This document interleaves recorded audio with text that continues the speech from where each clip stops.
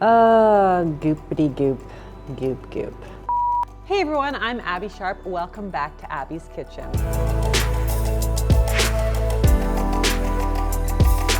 Today's video is sponsored by Squarespace, and we're going to be taking a look at one of the most famous and also one of the more controversial wellness blogs on the internet, Gwyneth Paltrow's Goop. But before we do, a quick note about my sponsor Squarespace, who you know I talk about often because I am just a huge fan of what they do. Now, if you're not familiar with Squarespace, it's an all-in-one platform to run your business, whether you're looking to build a website, blog, online store, or use their marketing tools and analytics. I am admittedly not very tech savvy, so I often find it really overwhelming to coordinate all the moving parts on my blog.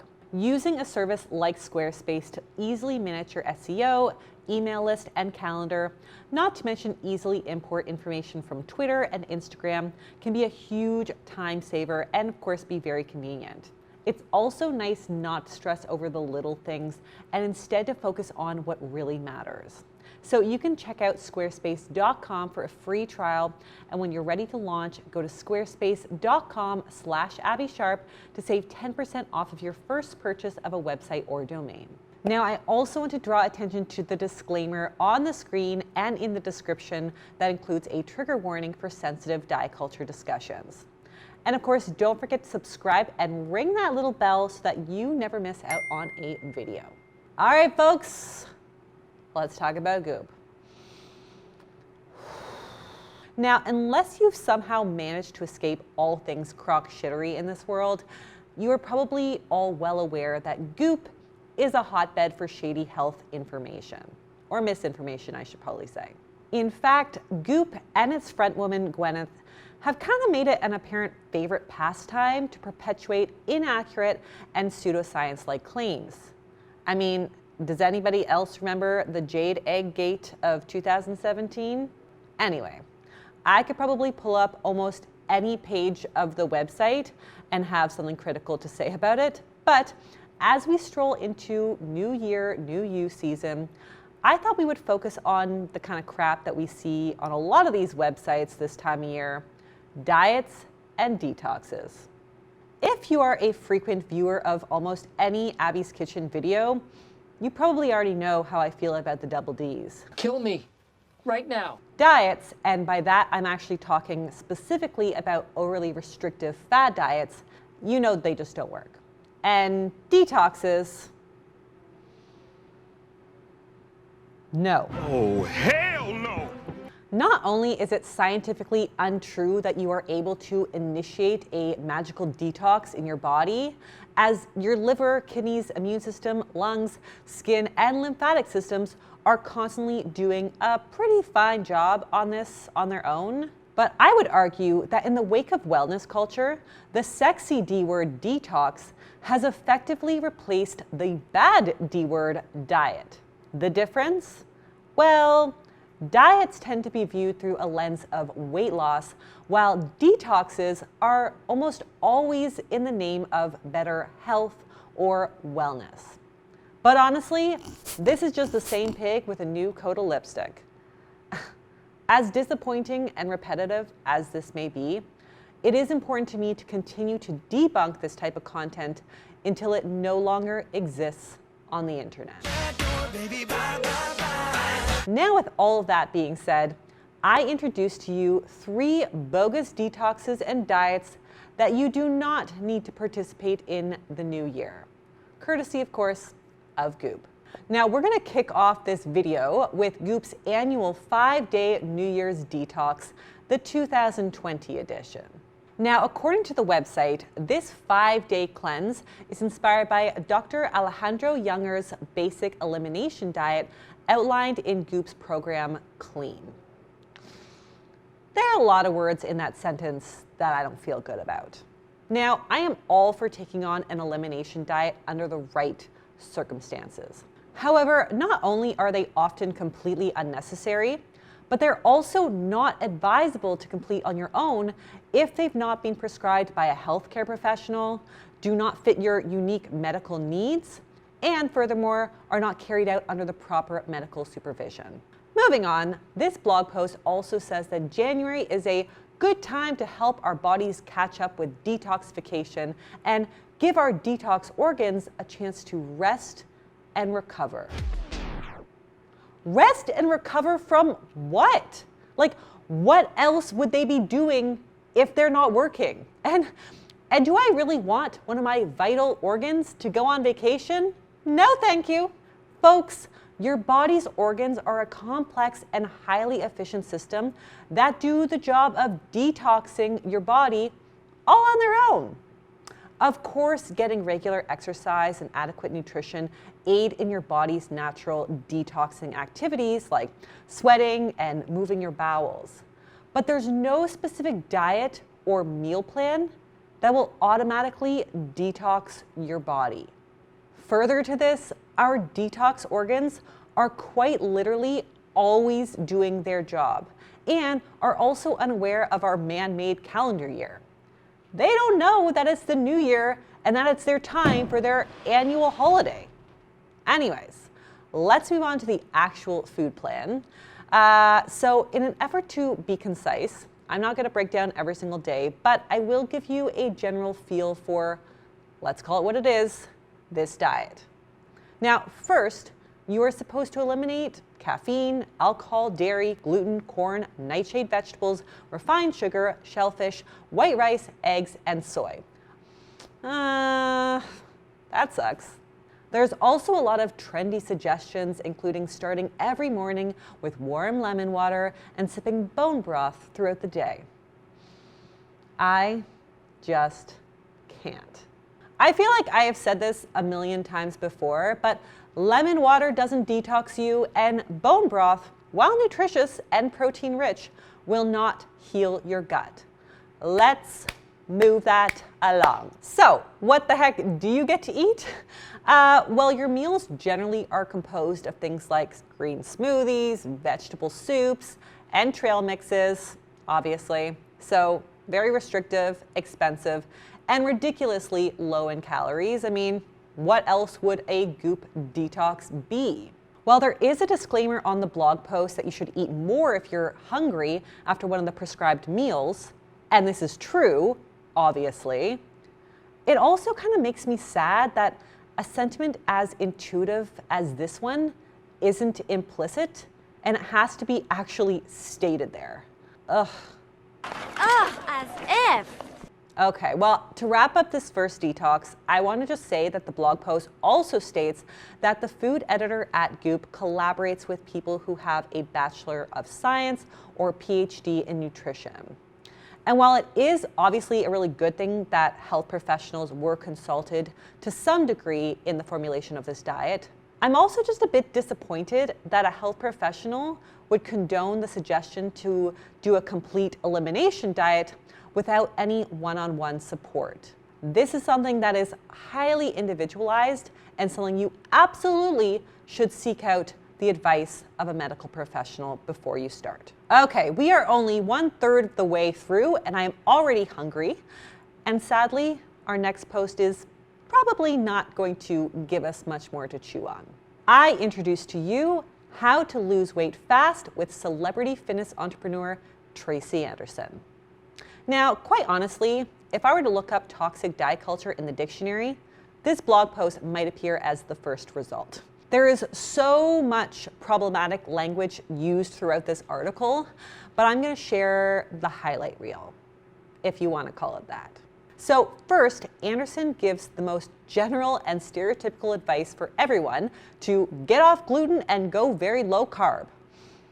Now, in case you're still subject to the gluten fear-mongering of the 2010s, the only reason to get off gluten is if you have a gluten sensitivity or celiac disease. Also, carbs are not to be feared, even if weight loss is your goal. Now, while Anderson is correct in saying that this technique can make you lose weight fast, a lot of the immediate weight loss that occurs when following a low-carb diet is from a depletion in water weight and glycogen stores, not from fat. So while most research suggests that short-term weight loss tends to be greater on a low-carb diet compared to a low-fat one, one meta-analysis found that in the long term, they pretty much even themselves out. Finding a way of eating that you can stick to is a much bigger determinant in one's success at losing weight and keeping that weight off in the long term. So, bottom line, low carb does not work for everyone. Hard stop, let's move on. Now, if we continue along with this misinformed diet advice, we see that the sales funnel opens up with an easy route to purchase Tracy Anderson's own protein bar. Yes. Love it when I'm convinced that I need to change my body in all of these crazy, restrictive, challenging ways, only to be sold a quick fix to solve all of my problems. But wait, it actually gets worse. It gets way worse. She then goes on to suggest that you can lose 14 pounds in 4 weeks, which is twice as fast as most legit nutrition professionals would ever recommend for safe, sustainable weight loss. I also just need to say that while I'm not mad that she says you can have 1 to 2 glasses of wine per day, I also can't condone this recommendation in conjunction with severe dietary restriction. Yes, of course, wine is totally fine in moderation. But when your calories are so restricted, every little bite of nutrition counts. And I would rather, as a dietitian, that a person get 150 calories from real whole foods that are rich in fiber-rich carbs and protein and fats than wine. And speaking of restricted calories, the woman then talks about how you can lose weight within a 48-hour window, suggesting that you just stick with the leanest options in her plan.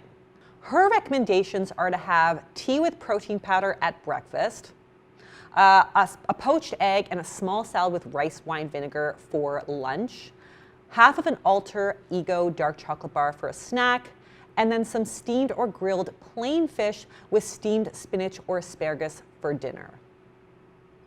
That is like 800 calories. That is not enough food for my toddler, never mind a grown-ass adult who she also suggests should do a sweaty muscular structure and cardio workout. Do you want people to faint? According to her, you can also lose up to 4, but likely 2 pounds in 2 days.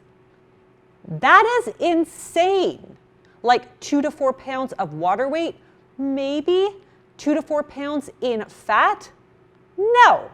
Let's just be clear. To lose 4 pounds of fat, you would need to put yourself in a caloric deficit of 14,000 calories. So unless you're used to eating 8,000 calories a day and then subsisting on this diet plan, you're not gonna get there, honey. And I guess you're gonna know it because Tracy suggests that you get on the scale every single day. Please, friends, do not do that. The scale is just one of many tools to help you in your weight loss goals. But weighing yourself every day tells you nothing. Literally tells you nothing of value. Our weight shifts every day due to what we eat, bowel movements, hormones, fluid intake, and so much more. It does not tell you how your diet is going or how your health is improving after a few days of eating steamed fish and veg. And it definitely does not tell us anything about our worth. Holy I am getting riled up here. All right, let's close up today's list with another classic detox fad, the Heavy Metal Detox Guide. This one was created in collaboration with the infamous medical medium. You know, the celery juice guy, who, despite his alias, is a psychic, not a doctor, just to be clear. Now, since I've already talked about this snake oil salesman and his crock of crap claims about bile salts and magic celery juice ad nauseum on the channel, today I will be just looking at this specific protocol on Goop. Now, before we even get into the diet itself, let's talk about what heavy metals are and why this medium wants us to get rid of them so badly. So heavy metals, things like arsenic, cadmium, lead, and mercury, are able to enter the body through environmental exposure, such as through the skin, by inhalation, or by ingestion. While heavy metal toxicity is rare, it can be pretty dangerous, resulting in everything from digestive distress to fever to coma and death. So Goop got it right that, yeah, we don't want a buildup of heavy metals going on in our bodies. But they kind of left out the itty bitty detail that does not actually happen that much. In fact, it really would only occur if you were exposed to a heavy metal in exorbitant amounts over a really long period of time. Something that would likely not occur under normal living conditions. I don't know. Most of us are not hotboxing ourselves in a room with wet lead-based paint for weeks at a time. But anyways, let's dive into their diet advice. So according to this article, foods to eat in order to rid your body of heavy metals include spirulina, barley grass juice extract powder, cilantro, Atlantic dulse, and wild blueberries. But only the ones from Maine, because apparently only those will do. That's gonna make for like one really interesting meal. But culinary chops aside, let's talk about the actual research. We do have actual research to support chelation, or using certain agents to bind and then pull out heavy metals from the body, though this is largely in relation to pharmaceuticals, not fancy foods. Interestingly, dietary fiber is thought to be an accessory in chelation therapy, except not soluble fiber, which can actually increase the absorption of heavy metals. So it's possible that this is the rationale for the blueberries on their list, since blueberries are rich in insoluble fiber. I don't know, like kind of grasping at straws here. But anyway, cilantro and cholera, which is a cousin to the spirulina on the list, have been shown to help with heavy metal chelation over time. But much of this research has been done in animal studies, and the only one that I could find that was done on humans actually found that cilantro extract was no more effective than a placebo in increasing heavy metal excretion. So cilantro haters rejoice, you don't have to eat that for the sake of a toxin-free life.